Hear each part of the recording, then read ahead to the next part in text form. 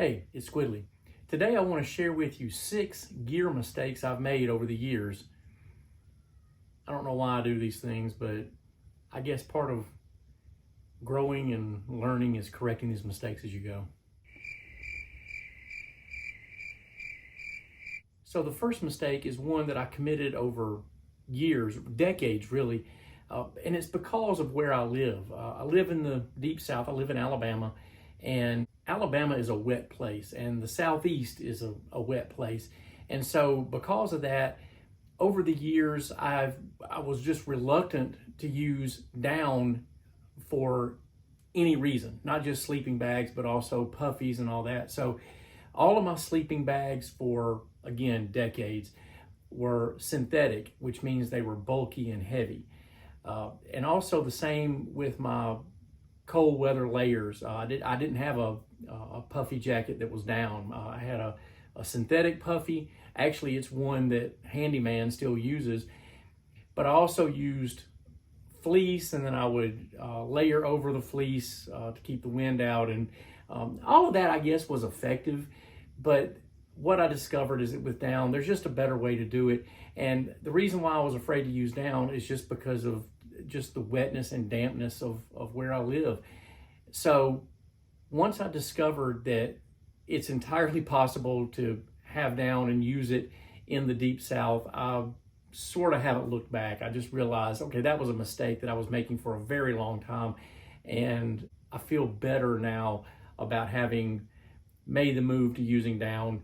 All of it packs much more easily, it's lighter weight, and it's much more efficient for keeping you warm. The second one, there's no shame in this, but for years and years, for keeping mosquitoes and ticks at bay, I was using DEET, which a lot of people were at the time, and I guess people still do. And what I discovered is that picaridin is a much better product. Not only does it keep the ticks and the mosquitoes off of you, but it also doesn't damage your gear and it doesn't damage your skin. It's safer to use. And so I can use picaridin now without having to really think about, okay, what is this doing to me personally? Or what is this doing to my gear? Because DEET will just straight up melt a lot of synthetic materials.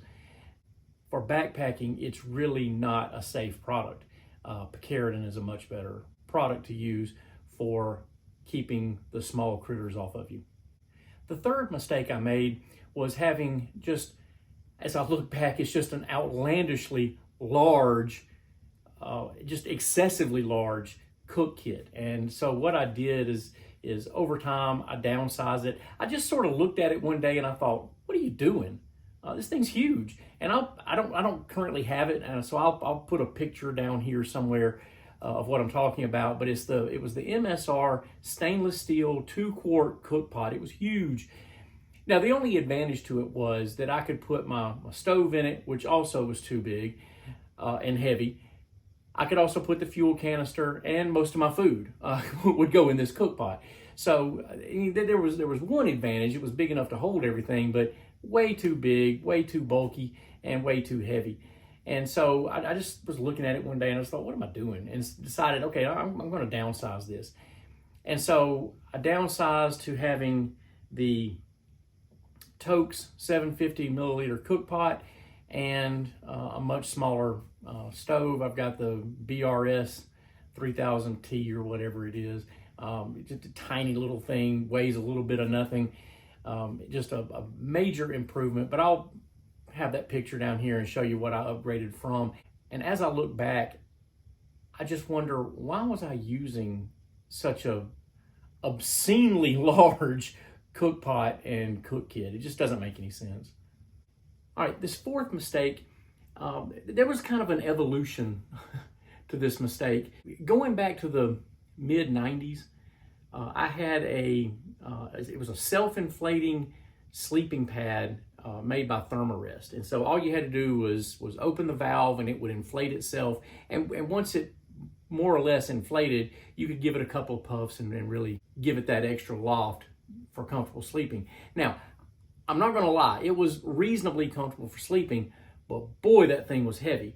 And so I made a gear change at that time. That was around the year 2000, somewhere in there. And at the time, I thought, okay, this is going to be a pretty serious upgrade. And weight-wise, it certainly was. What I got was the ridge rest. It's just a foam pad. It's just ribbed foam. And weight-wise, it was a major improvement. Comfort-wise, it might have been a little bit of a step down, but not by much. And for a very long time, using this very same ridge rest, I don't know why I still have it, I was sleeping on ribbed foam. And finally, one day, I just woke up, literally, from that and decided, what am I doing? Why don't I, there are better options out here. Yeah, it'll weigh a little bit more, but it's going to be so much better for getting good sleep. And so I upgraded to the Neo Air X Lite, and in that time I've had a couple of air mattresses that make sleeping a lot more comfortable. The fifth mistake is the bottles that I drink water from. Like a lot of people, for a very long time I was using Nalgene bottles. I still have one, but I really only use this in the deepest, coldest part of winter as a hot water bottle for staying warm at night. Very useful for that. I've also used the aluminum bottles, which are much lighter than the Nalgene.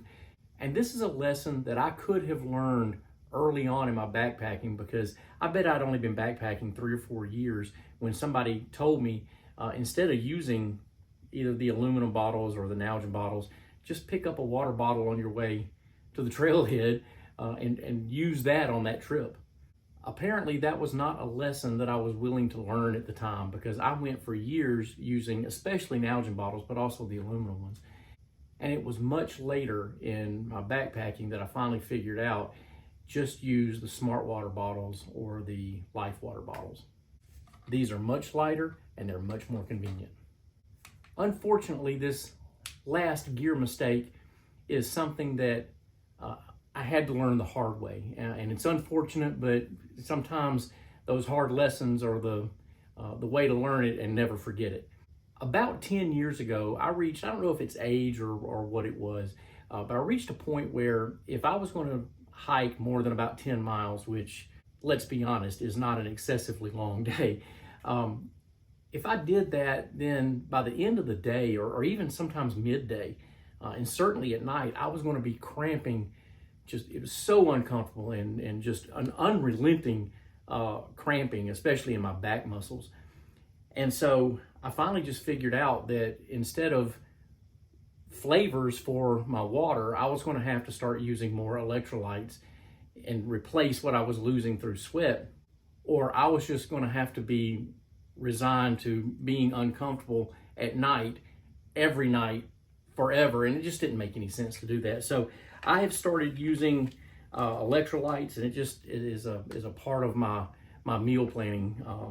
And I like the Gatorade Zeros, the Noon Tabs, and the Element or LMNT. I'm not even really sure how to say it, but taking electrolytes, it really has been a game changer for getting to the end of the day and being in camp or going to sleep and being really much more comfortable. All right, those are 6 gear mistakes I've made over the years that I have since corrected. And I would invite you in the comments, tell me some other gear mistakes that you're aware of, either stuff that you see me doing or mistakes that you've made. It'd be interesting to hear that, and let's have a conversation about it. Thanks for watching to the end, and I'll see you on the next one.